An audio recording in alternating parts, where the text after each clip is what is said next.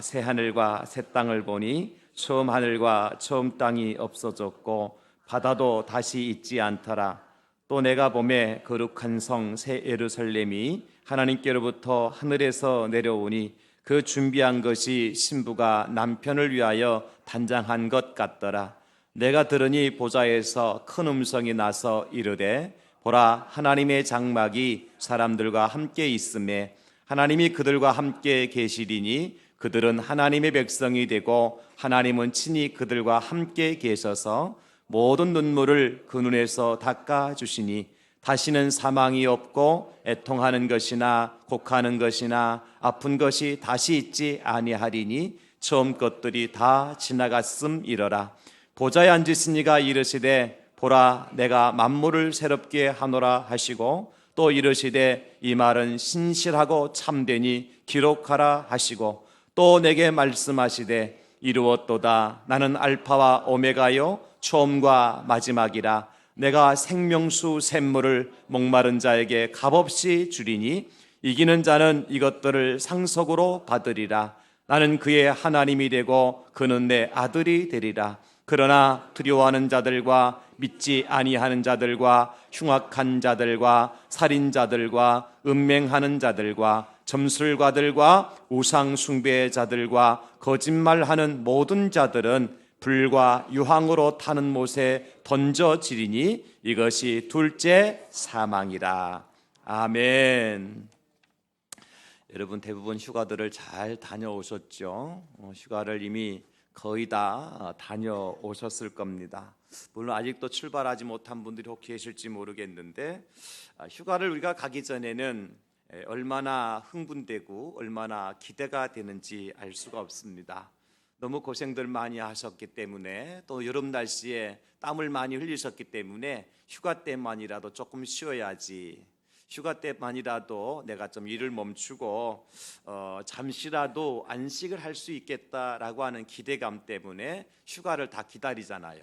근데 여러분들이 이미 휴가를 다 갔다 왔으니까 별 기대할 것 없죠. 저는 내일부터 휴가입니다. 부럽죠? 예, 부러울 것 없어요. 휴가 다녀오시고 난 왜 부러워해요? 휴가 갔다 오니까 어때요? 편해요? 아니, 부러워하는 분들 물어볼게요. 휴가 갔다 오니까 기분이 어때요? 마음이 안식이 되고 이제 마음도 몸도 이제 여유가 좀 생겼어요? 그렇지 않잖아요. 통계해 보니까 휴가를 다녀오신 분들을 조사를 했어요. 휴가 다니고 난 다음에 좀 이제 마음이나 몸이나 상태가 어떻습니까? 그랬더니 10사람 중에 7사람이 피곤합니다. 오히려 집중력이 감소가 되어졌습니다. 그리고 무기력감을 느낍니다. 10사람 중에 7사람이 그렇게 대답을 했단 말이죠. 여러분들이 행복한 거예요. 아직 안 갔다 온 사람보다도. 그러니까 그래서요 여러분, 휴가를 우리가 어떻게 하면 잘 보낼 수 있을까? 우리가 8월달 이제 주님제가 안식에 들어갈 사람입니다 라고 하는 제목까지 같이 말씀에 나누고 있잖아요. 안식과 쉼의 자리를 잘 들어갈 수 있는 비결이 있는데, 제가 지난 주간에 이 설교를 했어야 되는데 휴가를 잘 다녀오려면 휴가 때 열심히 일하면 돼요. 공부하는 학생은 휴가 때 열심히 공부하고, 일하시는 분은 휴가 때 뭐 직장 다 쉬니까 가서 아르바이트라도 하시면 되는 거예요. 목사는 열심히 봉사활동하면 되는 거고, 휴가 때. 그래야 휴가 갔다 와서 휴가 때 고생했으니까 이제부터 쉬자, 그 마음이 편안해지잖아요. 그때부터. 돈도 마찬가지잖아요. 휴가 때 왕창 써버리니까 휴가 갔다 와서 뭘 해요? 카드 메꾼다고 고생 더 하잖아요. 이게 휴가가 아니라니까. 고생하는 거예요. 그러니까 휴가 때 뭐 해야 돼요? 휴가 때 짬짬이 돈 벌려고 아르바이트 해가지고, 직장생활하는 분들도 휴가 때 한 일주일 동안 주유소 가서 기름 좀 넣고, 카페에 가서 커피 좀 이렇게 배달도 좀 하고, 그래서 알바해서 좀 지갑을 두툼하게 해놔야 이제부터 쉬자, 휴가 끝나고 그렇게 마음이 들 거 아니에요. 조금 이상한 이야기라서 이해를 잘 못하는 것 같은데, 무슨 얘기냐면 우리가 이 땅에서 하는 휴가라고 하는 것이 사실은 우리의 마음에 평안이나 안식을 주는 것보다는 오히려 부담을 주고 피로감을 더 주더라는 거예요. 이 세상에서, 이 땅에서의 안식은 영원하고 참되고 완전한 안식은 이 땅에는 존재하지 않는다는 거예요. 문제는 항상 노는 사람에게 문제가 있거든요. 그렇죠, 여러분? 열심히 일하는 사람에게 문제가 없어요. 자, 다윗이 언제 범죄를 할지 죄를 짓지요? 시큰 자고 난 다음에 옥상에서 할 일 없어 그냥 쳐다보고 있을 때 저 건너편에 바세바가 이제 목욕하는 걸 보잖아요. 그래서 죄를 짓잖아요. 일할 때는 죄 안 짓는다니까요. 여러분, 그 휴가 때 놀려고만 하지 말고 뭐 하자고요? 더 열심히 공부하고, 더 열심히 일하고, 더 열심히 돈 벌고, 더 열심히 봉사하고. 그러면 휴가 마치고 나면요, 지갑도 두둑하고 마음도 두둑하고 이제부터 시작할 수 있는 거예요. 그래도 우리가 그렇게 안 되잖아요. 이 세상에서, 이 땅에서 그렇게 안 되거든요. 그래서 이 땅에서는 우리에게 참된 안식이나 완전한 쉼이라는 것은 존재하지 않는다는 거예요. 예를 들어서 이스라엘 백성들이 애굽에서 나와서 가나안 땅으로 들어가잖아요. 애굽에서 430년 동안 정사를 했단 말이에요. 그리고 난 다음에 40년을 거쳐서 광야를 거쳐서 이제 어디로 들어가요? 가나안 땅 들어가잖아요. 그러면 어떻게 해야 돼요? 노새 젊어서 노새 노래 부르고 놀고 쉬어야 될 거 아니에요. 예, 지금 여기가 자꾸 조금 신경 쓰이죠. 예, 따락 소리가 나니까 제가 잠깐 수정하고 오겠습니다.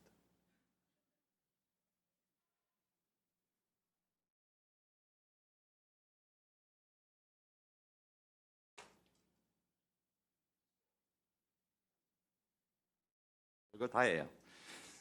그런데 이스라엘 백성들이 가나안 땅에 들어가면 이 좀 쉬고 안식하고 좀 놀아야 되는데 어땠어요? 가나안 땅 들어가고 나니까 아니 더 열심히 일해야 먹을 수 있고 더 싸워야 살 수 있고 또 땀을 흘려야 살아갈 수 있게 되는 거예요.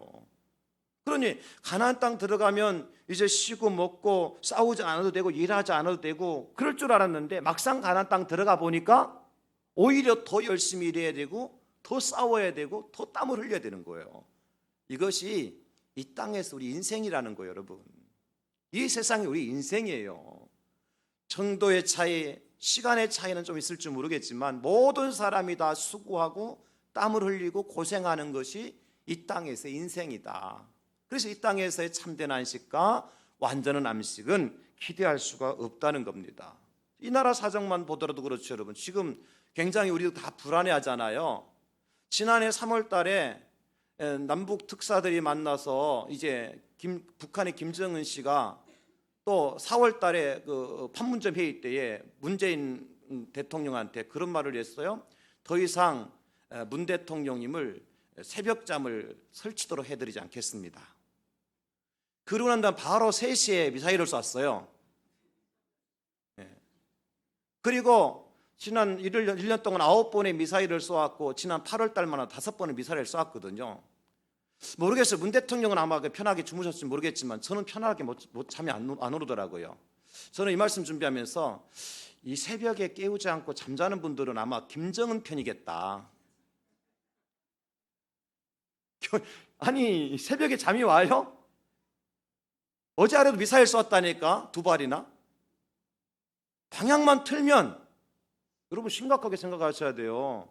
그 동해 방향으로 그 총구를 놓았으니 다 문제가 없지. 방향만 15도만 틀면 어디로 와요? 밀양으로 온다니까요.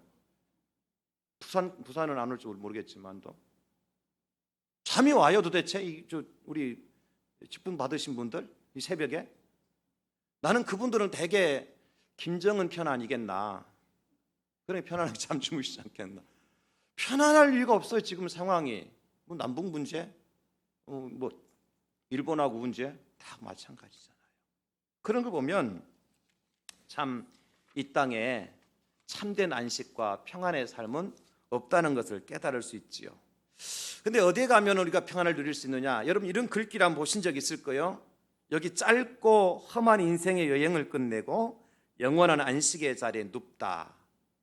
이런 글귀를 어디에서 보셨어요? 예, 공동묘지 앞에 가면 비석에 쓰여 있는 거예요. 비석에. 그죠? 여기 짧고 험한 인생의 여행을 끝내고 영원한 안식의 자리에 눕다.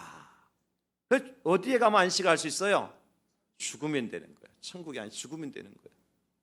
죽으면 안식이 오고요. 죽으면 모든 수고 끝나요.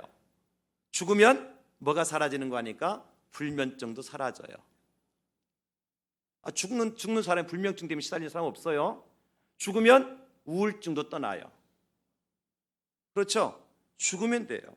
죽으면 우리가 무기력감에서도 우리가 해방될 수 있어요. 그런데 문제는 뭐냐면 모든 사람이 죽기만 하면 이렇게 불면증, 무기력감, 그리고 고통, 슬픔, 이 수고 가운데 다 안식을 누릴 수 있느냐? 그렇지 않더라고요. 오늘 본문에도 보면 오늘 본문 마지막 절 8절에 이렇게 기록을 해주고 있잖아요. 그러나 두려워하는 자들과 믿지 아니하는 자들과 흉악한 자들과 살인자들과 음행하는 자들과 점술가들과 우상숭배자들과 거짓말하는 모든 자들은 불과 유황으로 타는 못에 던져지리니 이것이 둘째 사망이라. 자, 죽었어요. 어떤 사람이? 두려워하는 사람, 믿지 않는 사람, 흉악한 죄를 진 사람들, 살인자들, 그리고 음행한 사람들, 점술가들, 우상숭배한 사람들, 마지막에 어떤 사람? 거짓말한 사람까지 죽었어요. 근데 그들이 들어간 곳은 어디예요? 불과 유황으로 타는 못입니다. 거기가 어디죠? 지옥입니다. 그리고 거기에는 안식이 있을까요? 거기는 쉼과 평안이 있을까요? 거기는 불면증이 없을까요? 차라리 잤으면 좋겠어요. 우리가 성경에도 비유가 나오잖아요. 누구 비유죠? 거지 나사로와 부자의 비유잖아요. 거지 나사로와 부자가 죽었어요. 나사로는 죽고 난 뒤에 어디 갔죠? 천국 가서 누구의 품에서? 아브라함의 품에 안겨서 안식을 누리더라고요. 그런데 부자는 죽어서 어디로 가죠? 영원히 꺼지지 않는 오늘 말씀이 나와 있는 불과 유황으로 타는 못에 던져서 고통당하고 있더라고요. 죽으면 끝이 아닙니다. 그러면 참된 안식과 완전한 안식의 자리로 초대받은 사람은 누구냐? 오늘 본문에 보니까 하나님의 백성들입니다. 바로 저와 여러분들입니다. 할렐루야. 우리는 하나님께로부터 초대장을 받았어요. 어떤 초대장을 받았느냐? 완전한 안식의 자리로의 초대장. 그래서 오늘 설교의 제목이 뭐예요? 완전한 안식으로 초대받았습니다. 누가요?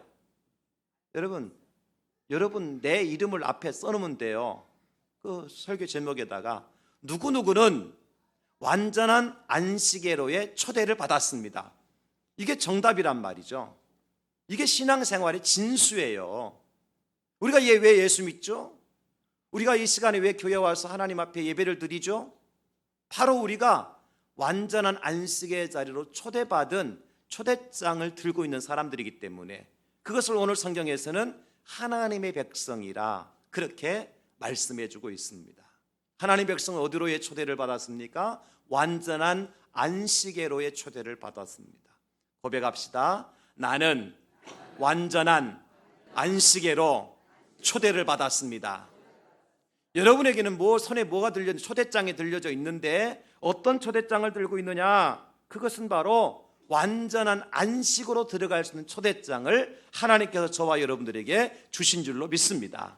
그러면 그곳이 완전한 안식의 자리라고 그랬는데 도대체 어떤 곳이기에 완전한 안식이라고 말씀하고 있느냐? 오늘 본문을 보면 세 가지를 우리가 가르쳐주고 있거든요. 첫째는요, 다시는 눈물 없는 곳으로 초대를 받았습니다.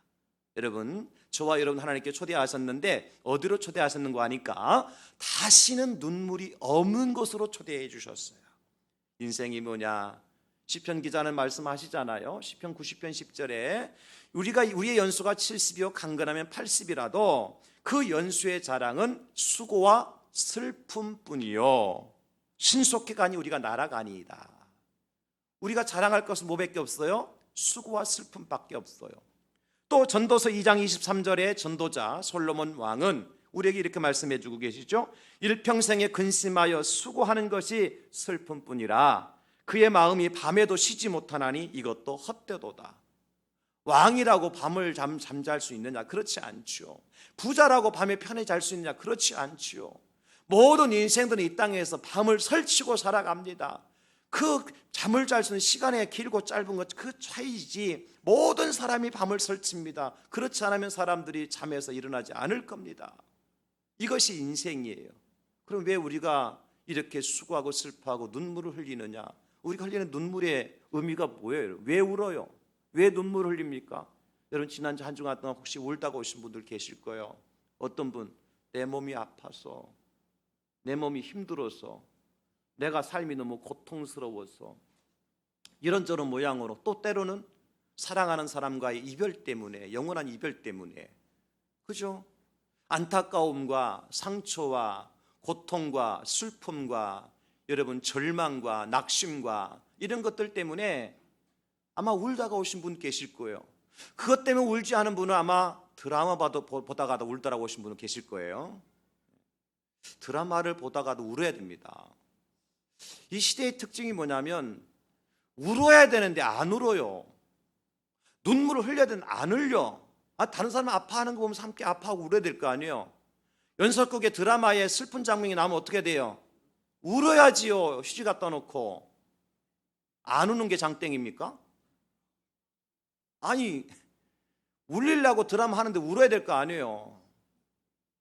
어쨌든 정말 우리가 눈물이 너무 많이 말랐는데, 여러분, 저는 계절이 바뀔 때 되면 어떻습니까? 이제 여름에서 가을로 싹 바뀌는 계절에 우수수 낙엽이 지려고 할 그 즈음에 울어야 돼, 안 울어야 돼요?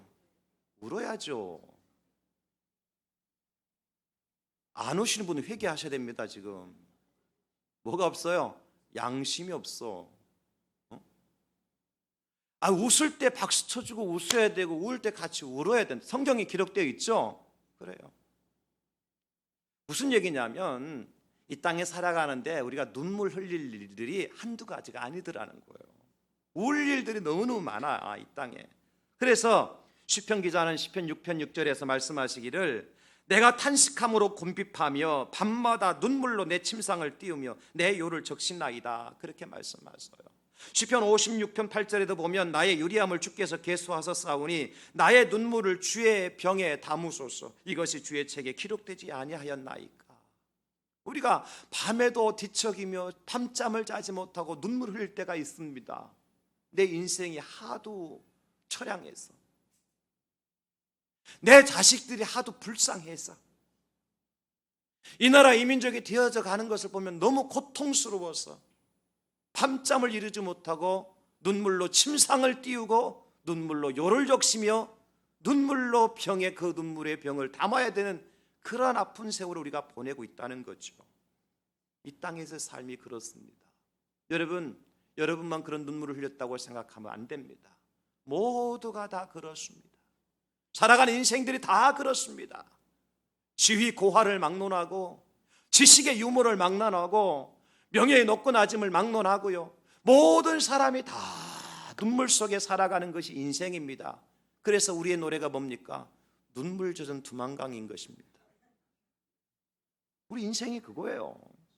그런데 그런 인생을 눈물바다에 빠뜨리지 아니하시고, 그런 인생을 눈물바다에 그저 죽도록 내버려 두지 아니하시고, 하나님께서 우리에게 초대장을 한 장 들려주셨는데 그 초대장이 뭐냐? 다시는 눈물 없는 곳으로 초대해 주셨어요. 4절 말씀, 오늘 본문에 모든 눈물을 그 눈에서 닦아주시니 다시는 사망이 없고 애통하는 것이나 곡하는 것이나 아픈 것이 다시 있지 아니하리니 처음 것들이 다 지나갔음이로라. 모든 눈물을 그 눈에서 닦아주신 누가요? 예수님께서. 우리 예수님의 손에는 항상 손수건이 들려져 있어요. 무슨 손수건? 우리의 눈에서 눈물을 닦아주시기 위해서 손수건 들고 계시는 거예요. 우리 주님의 손에 들리는 손수건 늘 젖어 있습니다. 왜냐하면 이 땅에서 고생하고 수고했던, 눈물 흘렸던 하나님의 자녀들, 당신의 백성들의 눈물을 닦아주신 손수건이기 때문에 우리 예수님의 손수건은 늘 눈물에 젖어 있어요. 저는 이 장면을 묵상하면서 한번 생각을 해보았습니다. 내가 주님 앞에 섰을 때 주님 나에게 맨 먼저 무슨 일을 해주실까?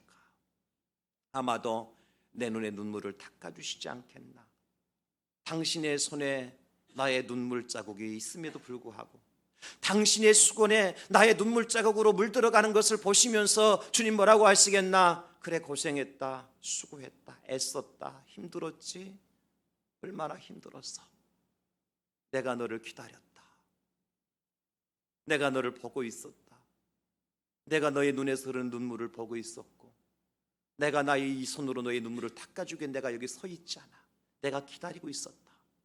주님이 말이죠, 여러분의 눈에서 눈물을 닦아주시기 위해서 손수건을 들고 천국에서 기다리고 계시는 거예요. 모든 눈에서 눈물을 닦아주신다. 모든 눈은 무엇입니까? 그 눈은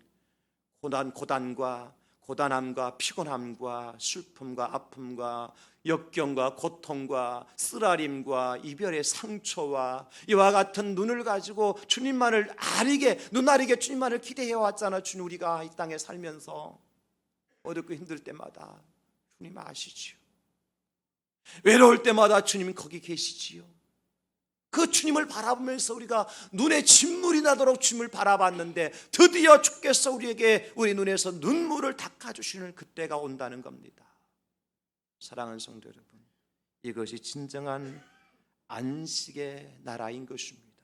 그래서 이사야 선자는 말씀합니다. 이사야 65장 19절에 내가 예루살렘을 즐거워하며 나의 백성을 기뻐하리니 우는 소리와 부르짖는 소리가 그 가운데서 다시는 들리지 아니할 것이며 아멘입니다. 다시는 울지 않아도 됩니다. 다시는 눈물을 흘리지 않아도 됩니다. 우리 주의 품에 안기기만 하면, 우리가 주께서 우리 눈에서 눈물을 닦아주시기만 하면 다시 우는 소리와 부르짖는 소리가 너희 가운데서 들리지 아니할 것이라. 이사야 65장 23절에도 말씀하시기를 그들의 수고가 헛되지 않겠고 그들이 생산한 것이 재난을 당하지 아니하리니 그들은 여호와의 복된 자의 자손이요 그들의 후손도 그들과 같을 것임이라 말씀하셨습니다. 우리의 수고가 헛되지 않겠고. 여러분, 이것이 위로의 말씀 아닙니까? 세상에서 너희가 고난을 당하지만 담대하라 강하라 내가 너희와 함께 할 것이 약속하신 주님께서 그 주님의 눈물, 우리의 눈물에 젖은 그 주님의 손으로 우리를 토닥거려 주시면서 너희의 수고가 헛되지 않다, 내 고생이 헛된 고생이 아니다 말씀하여 주시는 그 주님의 음성, 우리는 어디에서 들을 수 있을까요? 안식의 자리에서 들을 날이 오게 될 줄로 믿습니다. 그 주님의 음성을 기대하며 여러분, 배고픔의 눈물, 아픔, 외면당함의 눈물, 쓸쓸함의 눈물 마음껏 흘리시기 바랍니다. 감출 필요 없습니다. 펑펑펑 우세요.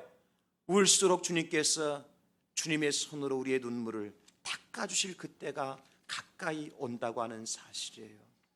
이사야 말씀에 14장 3절에 말씀하시기를 여호와께서 너를 슬픔과 곤고와 및 네가 수고하는 고역에서 놓으시고 안식을 주시는 날에, 그렇게 말씀하고 있습니다.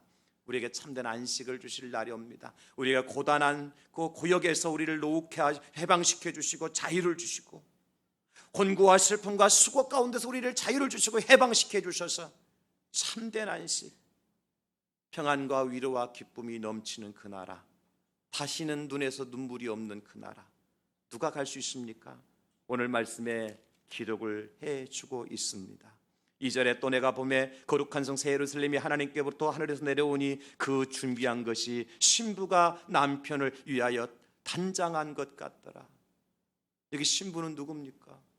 바로 예수 그리스도를 믿는 저와 여러분들이요. 남편은 누굽니까? 신랑 되신 예수 그리스도입니다. 신랑 되신 우리 예수님께서 저와 여러분들을 위해서 무엇인가 단장을 해놓으셨는데 신부의 눈에서 눈물을 씻어주시기 위해서. 가끔 결혼식장에서 그런 거 보잖아요.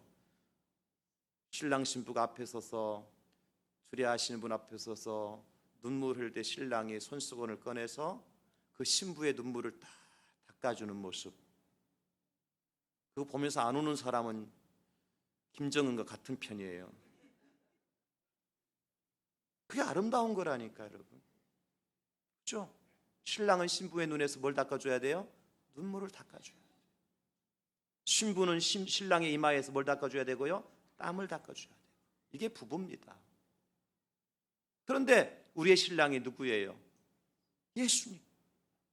예수님께서 우리의 눈에서 눈물을 닦아주시는 그 안식의 나라, 영원한 나라, 그 영원한 안식의 나라의 초대장을 우리에게 주셨어요. 여러분 이미 그 초대장을 가지고 계신 우리 예수님의 신부라는 사실을 믿으시기를 예수님의 이름으로 축원합니다. 예수님만의 참된 안식, 완전한 안식의 나라로 우리를 인도하실 수 있는 우리에게 주신 초대장을 가지고 계신 주인 되심을 믿으시기 바랍니다. 다시는 눈물 흘리지 않는 안식의 나라.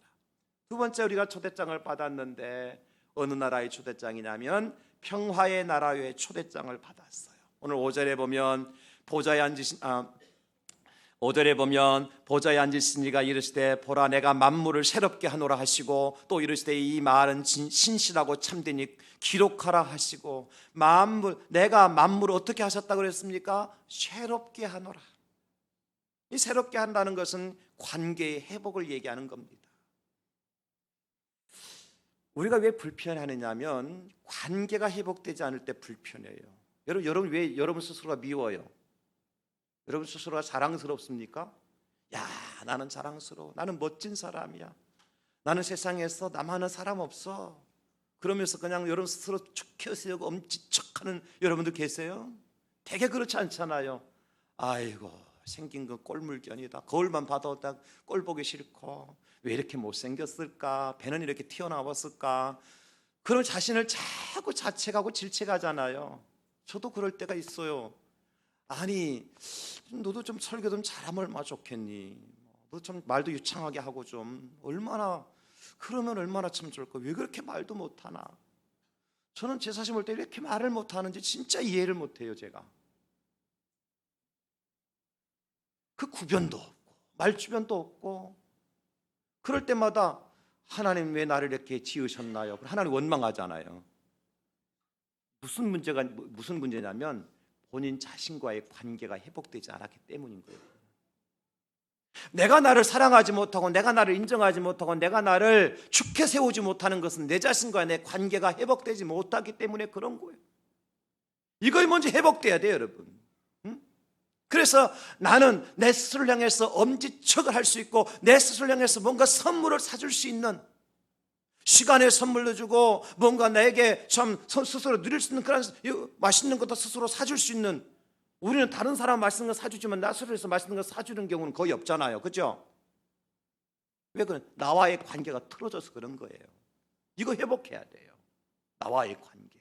그러면요, 내가 얼마나 존귀한 자인지, 내가 얼마나 이 땅에 있어야 될 가치가 있는 존재인지, 내가 할 일이 또 무엇인지, 내가 어떤 삶을 살아갈 때 참 많은 사람들에게 유익한 존재인지를 알 수가 있는 거죠. 관계 회복이 일어나야 돼요. 두 번째는 어떤 관계일까? 이웃과의 관계겠죠. 가장 좁은 의미의 이웃은 누굽니까? 가족입니다. 가족과의 관계가 회복이 되어져야 돼요. 여러분, 부부의 관계가 회복되지 않으면 그 가정은 불행합니다. 부부의 관계 회복되지 않으면, 부모와 자식과의 관계가 회복되지 않으면 그 가정은 불행합니다. 형제들과의 관계가 회복되지 않으면 그 가정은 불행합니다. 안식이 없어요. 여러분, 부부관계가 회복되지 않았는데 오늘 빨리 퇴근해서 빨리 집으로 돌아가야 되지, 그러면서 짐 싸가지고 바리바리 짐 싸가고 집으로 직행하는 남편들이 있을까요? 그렇죠. 부부와의 관계가 회복 안 되면 안식의 초소가 가정이 될 수 없어요. 또 나라와 나라, 민족과 민족과의 관계도 회복이 돼야 되죠. 지금 이 나라가 이렇게 힘들어하는 이유가 무엇입니까? 저 일본과 대한민국, 저 북한과 대한민국, 이 나라와 사실 북한은 나라도 아니고 같은 민족이기 때문에 그렇게 비유하기가 그렇지만, 저 일본 같은 경우는 이 대한민국 민족과 일본 민족이 이게 참 관계가 회복이 안 되니까, 그죠? 회복이 안 되니까 이렇게 아파하는 거 아니에요? 세상을 한마디로 말하면 이 세상을 저는 전쟁터라고 비유를 하고 싶어요. 무역전쟁, 경제전쟁, 정치전쟁, 문화전쟁, 교육전쟁, 전쟁이 아닌 곳이 없죠. 심지어는 스포츠까지 전쟁입니다, 여러분. 그렇지 않아요? 스포츠 정신 좋습니다, 그죠? 서로 우애를 다지고 화합과 연합의 일치를 가져오는 스포츠 정신 좋아요. 그러나 스포츠도 전쟁입니다. 왜요? 1등의 자리가 다르고 2등의 자리가 다르잖아요. 내가 1등 할 수 있는 사람이 2등 자리도 괜찮고 3등 자리도 괜찮으니까 내가 져준다? 그런 사람이 스포츠 할 수 있습니까? 안 되잖아요. 아니, 여러분, 우승자가 받는 상금하고 준우승자가 받는 상금이 다르다니까요. 이긴 자와 진 자가 달라요. 그 스포츠 정신이 있지만 서로를 이겨야 하기 때문에 스포츠도 뭐예요? 전쟁인 거예요. 제가 우리 이제 손주들을 키워보니까 하나 키울 때는 모르니까 둘 키워보니까 전쟁이더라고. 뭐가 전쟁인 거 하니까 큰 놈하고 작은 놈하고 기질이 다르고 나이가 다르니까 기호도 달라. TV 보는 프로도 다르더라니까. 그러니까 서로 TV 채널권 갖고 싸워야 되잖아요. 그죠? 장난감도요, 서로 싸워요. 제가 가르쳐 준 적 없습니다. 싸우라고. 이겨야 된다고. 근데 지가 알아서 스스로 싸워. 이게 이 세상이에요, 여러분. 교회는 어떻습니까? 교회도 마찬가지예요. 전쟁터입니다. 새로운 아파트 들어서 보세요, 여러분. 큰 교회든 작은 교회든 다 전단지 가지고 들어가서 우리 교회 나오라고. 그래, 아파트 주민들이 현수막을 걸어놨어. 우리는 교회에 나가는 거 사절합니다. 신문 사절이 아니라 교회 전도 사절. 싸운다니까. 그래가지고 한 사람 만났는데 왜 내가 전도했는데 네가 와서 또 시비 붙느냐 그래가지고 교인들끼리 싸우네 또 거기서. 이게 현실이죠. 왜 그렇게 하죠? 교회가 커야 성도가 많이 모여야 큰 교회 목사 소리 듣거든. 큰 교회 목사 소리 듣거든.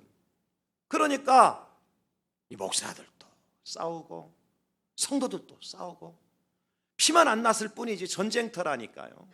교회도 마찬가지, 세상도 마찬가지고. 그리고 이 세상은 다 전쟁터인데 여러분, 그러면 이 전쟁터 속에서 우리가 피 터지게 싸우다 갈 인생들이냐? 그렇지 않죠. 뭐가 이루어져야 돼요? 회복이 이루어져야 돼요. 회복이 이루어져야 돼요. 성도와의 관계도 회복돼야 되고요. 가정에서 가족들 간의 관계도 회복이 되어야 되고요. 나라와 민족의 관계도 회복이 돼야 됩니다. 더 이상 친일 반일 갖고 우리가 따지지 말아야 돼요. 지금 그때가 아닙니다. 제가 뉴스를 보면서 울었어요. 사실은 광화문 내거리에서 노 아베, 노 자펜, 한쪽에서 피켓 들고 데모를 했잖아요. 한쪽엔 일본 청년 하나가 프리허그를 신청하면서 이제 서 있었어요. 일본 청년 하나가. 이건 민족의 문제가 아니고 국가의 문제가 아니지 않느냐. 그러니까 우리 민족이라도 백성들이라도 서로 껴안자. 그래서 안대를 가리고 한 사람 청년 서 있는데 지나가는 사람들이 그 일본 청년을 안아주는 거예요. 한국 사람들이. 근데 그 중년의 한 분이요, 그 청년을 껴안고 그냥 우는 거야. 울어. 이게 진정한 회복이 아닐까, 여러분? 반일이 어디 있고 친일이 어디 있습니까, 지금? 글로벌한 시대에. 자꾸 그쪽으로 몰아붙이니까요. 일본 사람들은 다 머리에 뿔난 도끼비처럼 보이고 한국 사람들은 다 순한 양처럼 보이는데 그게 아니잖아요. 회복이 안 일어나면요, 우리가 안 편하잖아. 지금 민족과 민족 간의 회복도 일어나야 되고 교회 성도들 간의 관계도 회복이 일어나야 돼요. 이거 회복 안 되면 천국 갈 수 있을까요? 다시 물어볼게요. 우리가 부부간에 회복이 안 되고 천국 갈 수 있을까요? 어떻게 해서는 회복이 된 다음에 천국 가는 거예요. 아니, 이혼을 했더라도 회복을 해야 돼요. 관계는 회복해야 돼요. 서류상으로 이혼 도장이 찍혔다 할 때도 관계는 회복해야 돼요. 무슨 얘기냐면 원수 상태로는 천국 못 간다는 겁니다. 왜요? 예수님께 뭐라고 말씀하셨죠? 내 이웃을 내 몸처럼 사랑하라고 말씀하셨고, 누구까지 사랑하라고 말씀하셨죠? 원수까지 사랑하라고 말씀하셨고, 원수를 몇 번 용서해 주라고 그랬습니까? 70번씩 7번. 그러면 몇 번이에요? 7, 7, 49, 490번. 내가 490번 용서했는데 용서 안 되면 그 사람은 천국 갈 수 있어요. 제가 볼 때는 문자적으로. 용서하지 않았기 때문에 천국 못 가는 것이 아니라 예수님을 안 믿기 때문에 천국 못 가는 겁니다. 왜냐하면 예수님 믿으면 용서할 수밖에 없고, 예수님 믿으면 화해할 수밖에 없고, 예수님 믿으면 화평할 수밖에 없는 거예요. 다시 말씀드립니다. 또 이 방송도 유튜브를 통해 방송 나갈 건데 대항지역의 장목사 이단이라 할까 봐 다시 말씀드립니다. 용서 안 해서 천국 못 가는 것이 아니라 예수를 바르게 믿지 않아서 천국 못 가는 거예요. 용서하지 않는다는 것은 예수를 바로 믿지 않는다는 겁니다. 하나님의 말씀을 믿지 않는다는 거예요. 그래서 천국 못 가는 거지, 용서하지 않아 천국 못 가는 게 아니에요. 그럼 여러분, 내가 용서하고 화해하고 하나 되는 것, 평화를 만들어가는 것, 관계를 회복하는 것, 이거는 무엇과 직결되는 거 아니까? 예수를 믿느냐 믿지 않느냐와 직결되는 것이고, 그 결과는 천국 가느냐 지옥 가느냐 나뉘어지는 겁니다. 엄청난 이야기죠.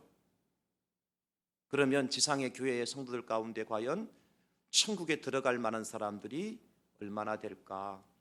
얼마나 될까? 예, 제가 볼 때는요, 참 안타까운 일들이 많이 벌어져요. 원수도 그런 천지 원수가 없다니까요. 평생 왼수라니까요. 교인들끼리도, 집안 식구들끼리도, 부부지간에 등을 돌렸더라도요, 화해하십시오. 관계 회복하십시오. 그 사람이 천국 갑니다. 그 사람이 진짜 예수 믿는 사람이에요. 왜냐하면 천국은요, 바로 그런 사람들을 위해서 준비해 놓으신 곳이에요. 이사야 11장 8절에 젖 먹는 아이가 독사의 구멍에서 장난하며 젖된 어린아이가 독사의 굴에 손을 넣을 것이라. 큰일 났죠. 우리가 생각할 때 애들이 독사굴에 손을 넣는데 독사가 어떻게 하겠습니까? 물죠. 죽습니다. 천국의 이야기입니다. 이야기는 천국의 이야기. 다시 한번 이사야 65장 25절에도 보면 이리와 어린 양이 함께 먹을 것이며 사자가 소처럼 짚을 먹을 것이며 뱀은 흙을 양식으로 삼을 것이니 나의 성산에서는, 이 성산이 어디입니까? 천국입니다. 해함도 없겠고 상함도 없으리라 여호와께서 말씀하시니라. 누구의 말씀입니까? 하나님의 말씀입니다. 여러분, 사자가 뭘 먹어야 정상이에요? 풀을 먹어야 정상입니다. 아, 목사님 무슨 소리 하면, 사자는 육식동물인데. 하나님께서 처음 만드실 때 사자는 육식동물로 만드시지 않으셨습니다. 초식동물로 만드셨습니다. 죄가 들어와서 육식동물로 변한 거예요. 믿겨지지 않으면 저한테 오시면 제가 동영상을 보여드릴게요. 저는 직접 목격했어요. 호랑이가 풀 먹는 거 찍어놨어요. 아예 증명으로, 동영상으로 찍어놨어요. 그것도 얼마 전에 호랑이가 풀 먹는 걸 제가 찍어놨다고. 내 눈으로 직접 호랑이 봤다니까. 안 믿는 표정이야 다. 이게 정상이라니까 여러분. 죄가 들어오니까 사람이 사나워지는 거예요. 짐승도 사나워지고. 천국 가면요, 이리와 어린 양이 함께 먹어요. 서로 물고 뜯지 않습니다. 사자가 소처럼 풀을 먹고 짚을 먹고 뱀은 흙을 양식으로 삼아요. 그 독사굴에 아이가 손을 넣어도 괜찮은 거예요. 이게 천국이거든요. 뭐가 일어났습니까? 화해와 관계의 회복이 일어난 거예요. 이것이 천국입니다. 여러분, 그런 곳에 가고 싶지 않으세요? 여기서 싸우고 찌지고 먹고 그냥 왼수처럼 살고 그런 이 세상이 아니라, 천국 가면 너와 내가 아니라 우리만 존재하는 것이 천국이에요. 할렐루야. 그래요. 이 땅에서는 내가 살기 위해서, 내가 이름 내기 위해서 누군가를 짓밟고 누군가를 짓누르고 이기고 경쟁해서 그래야 내가 나가게 됐지만, 천국은 그런 곳이 아니에요. 그런 맛을 조금 보여준 성경이 있어요. 바로 사도행전이죠. 초대 예루살렘 교회 공동체, 그죠? 가진 자가 자기 소유를 팔아서 사도들 앞에 내놓으니까 사도들은 그것을 가지고 가난한 자들을 도와주잖아요. 서로 물고 무릎뜯는 관계가 아니라 어떻게 해요? 서로 사랑하고 관용하고 서로 돕고 이해하고 품어주는 관계. 이 천국의 조그마한 구석을 사도행전 교회를 통해서 우리에게 보여주는 거예요. 그래서 우리가 말하는 것이 뭡니까? Back to the 예루살렘 추어치, 또 Back to the 사도행전, 그렇게 얘기하는 거예요. 우리가 예루살렘 교회로 돌아가자는 얘기는 뭐냐면 바로 이거 관계를 회복하자는 겁니다. 우리 성도들의 관계가 회복돼야 되고, 나 자신과의 관계가 회복돼야 되고, 우리 이웃과 가족과의 관계가 회복돼야 되고, 나라와 민족과 민족의 관계가 회복이 돼야 돼요. 그렇지 않으면 전쟁으로 망할 겁니다.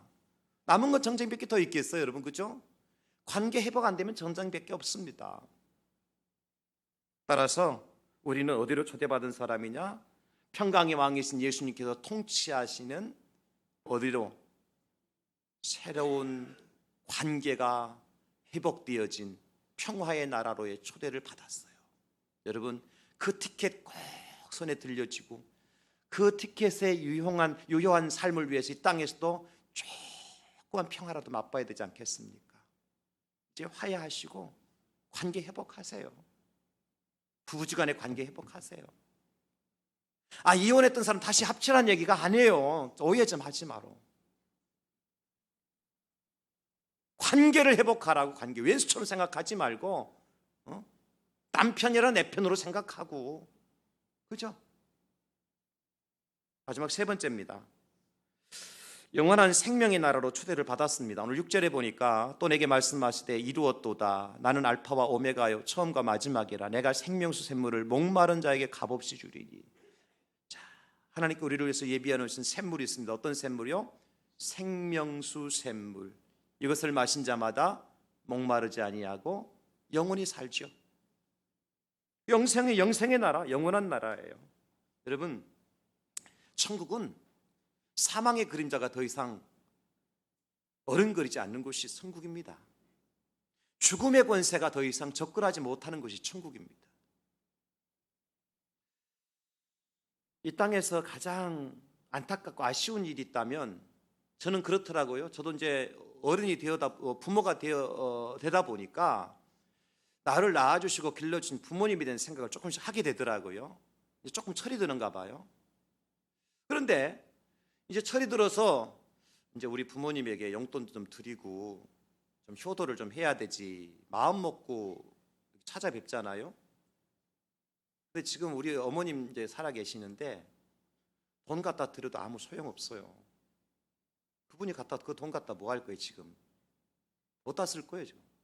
그분은 갖다 주면 헌금하는 것밖에 없거든요. 소용 없는 건 아니네, 말 두고 보면. 필요하긴 하네. 그 당신을 위해서 쓰지를 못해요 지금은. 돈 갖다 드려도 맛있는 거 사드리고 싶잖아요. 그래, 맛있는 걸 가서 대접해 드리려고요 식당 모시고 가요. 그러면 정말로 서너 살, 너댓 살 아이들 먹는 것만큼만 드시고 안 드셔요. 마음 아파요. 무슨 얘기입니까? 기다려주질 않더라는 겁니다.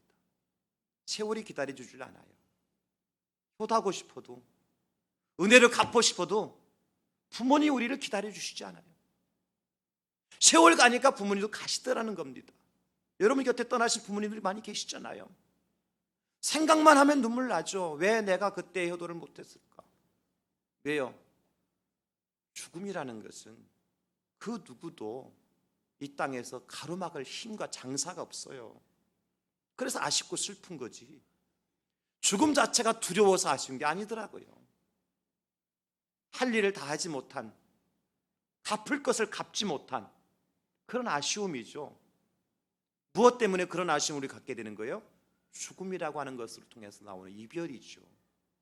그런데 천국 가면 그런 죽음에 대한 이별이 없는 나라래요. 왜요? 생명수 강물을 마실 수 있기 때문에. 이게 축복 아닙니까? 이사야 65장 20절에 보면 거기는 날수가 많지 못하여 죽는 어린이와 수완이 차지 못한 노인이 다시는 없을 것이라. 천국에는 죽음이 없습니다. 곧 100세에 죽는 자를 젊은이라 하겠고 100세가 못 되어 죽는 자는 저주받은 자라 말할 것인데, 이 100세라고 하는 것은 숫자적으로 100을 얘기하는 게 아닙니다. 만수입니다. 만수. 찰만자 숫자입니다. 그러니까 수완이 다 차도 죽지 않는다는 것입니다. 저주받은 자들이 어쩔 수 없지만, 사랑하는 성도 여러분, 이 땅에 죽음을 피할 인생은 아무도 없어요. 히스기야 왕도 15년 생명을 연장받았잖아요. 그리고 난 다음에 어떻게 되었을까요? 15년 생명을 연장받았다고 하니까 15년 후에는 죽은 겁니다. 성경을 잘 이해하십시오. 여러분, 죽은 지 나흘이나 되었던 나사로 예수님께서 살려주셨죠. 그 다음에 어떻게 됐을까요? 또 죽었더라. 성경은 기록되지 않았지만 죽은 겁니다. 베데스 목가에 38년 된 병자가 있었습니다. 예수님 찾아가 그 병자를 고쳐주셨습니다. 그 병자 나중에 어떻게 됐을까요? 늙어 죽었던지 병들어 죽었던지 죽었습니다. 이게 인생이에요, 여러분. 잠깐은 연장받을 수 있고 잠깐 고침받을 수 있어요. 그러나 우리는 다 죽습니다. 심지어 죄송하지만 우리 예수님도 돌아가셨습니다.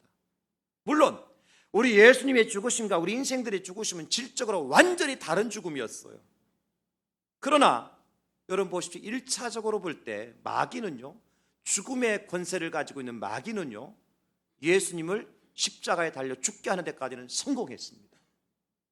하나님의 아들이시지만, 하나님이시지만 마귀는 예수님까지 십자가에 달려 죽게 만들었습니다. 성공했습니다. 창세기 3장 15절 말씀이죠. 그게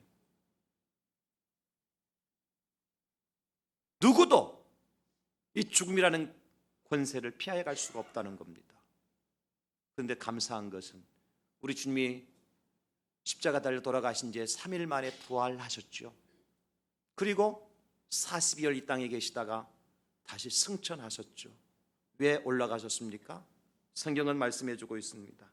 요한복음 14장 3절에 가서 너희를 위하여 거처를 예비하면 내가 다시 와서 너희를 내게로 영접하여 나 있는 곳에 너희도 있게 하리라. 예, 저는 이 말씀이 얼마나 은혜가 되는 말씀인 줄 몰라요. 주님 혼자 살려고 천국 가신 게 아니더라고요. 혼자 사시려고 천국 올라가신 게 아니더라고요. 가신 목적이 있더라고요. 뭡니까? 가서 내가 너희를 위해서 거처를 예비한다. 너희가 머물 거처를 예비하면 내가 다시 와서 너희를 영접하여 나 있는 곳에 너희도 있게 하리라. 아멘. 여러분, 이것이 참된 안식입니다. 주님이 지금도 일하고 계시다니까요. 수고하고 계신다니까요. 누구를 위해서? 이 땅에서 고생하고 쉬지 못하고 눈물 흘리고 아픔과 고통 가운데 있는 저와 여러분들을 위해서 지금 주님이 수고하고 계시고 일하고 계시는데, 내가 다시 와서 너희를 내게로 영접하여 내가 너희 안고 내가 너희를 업고 내가 너희를 품고 나 있는 곳에 너희도 있게 하리라. 그것은 죽음 없는 것입니다. 사망의 권세가 접근하지 못하는 것입니다. 죽음의 그림자가 드리우지 못하는 것입니다. 그날이기 때문에 우리가 이 땅에서 죽음도 감사함으로 받을 수가 있는 겁니다. 눈물 없는 그곳, 슬픔 없는 그곳, 고통도 싸움도 없는 그곳, 영원한 생명수가 흐르는 그러한 곳. 주님은 그곳을 우리를 위해서 처소를 예비하시고 우리에게 그곳에 들어오도록 초대장을 주셨어요. 여러분 다 마음의 초대장을 다 드시기 바랍니다. 여러분 마음에 주님께 주신 초대장을 다 간직하시기 바랍니다. 그거 잃어버리면 안 돼요. 잃어버리면 오늘 본문에 나와 있는 것처럼 두려워하는 자들처럼, 믿지 않는 자들처럼, 흉악한 자들처럼, 살인자들처럼, 음행하는 자들처럼, 점술가들처럼, 우상 숭배하는 자들처럼, 거짓말하는 사람들처럼 불과 유황에 타는 유황으로 타는 불못에 던짐을 당합니다. 우리는 이 초대장 하나 가지고 가는 거예요. 예, 주님이 들려준 초대장, 거기에는 우리가 이렇게 기록해 놓겠죠. 나는 예수님을 믿습니다 라고 하는 뒷면에 기록된 그 글씨 한 문장 가지고 주님께로 들어가는데, 그것이야말로 진정한 안식, 완전한 안식의 나라다. 사랑하는 성도들, 말씀 마무리합니다. 이기는 자는 이것을 상속으로 받으리라 7절에 말씀하고 있습니다. 이겨야 됩니다. 예, 눈물도 이기셔야 되고요, 고통도 이기셔야 되고요, 슬픔도 이기셔야 되고요, 아픔도 이기셔야 되고요, 무엇까지도 죽음까지도 이기셔야 됩니다. 그래야 우리가 이 초대장 들고 천국 완전한 안식의 나라에 들어갈 수 있습니다. 주님이 여러분들을 초대하십니다. 수고하고 무거운 짐진 자들아, 다 내게로 오라. 내가 너희를 쉬게 하리라. 주님 감사합니다.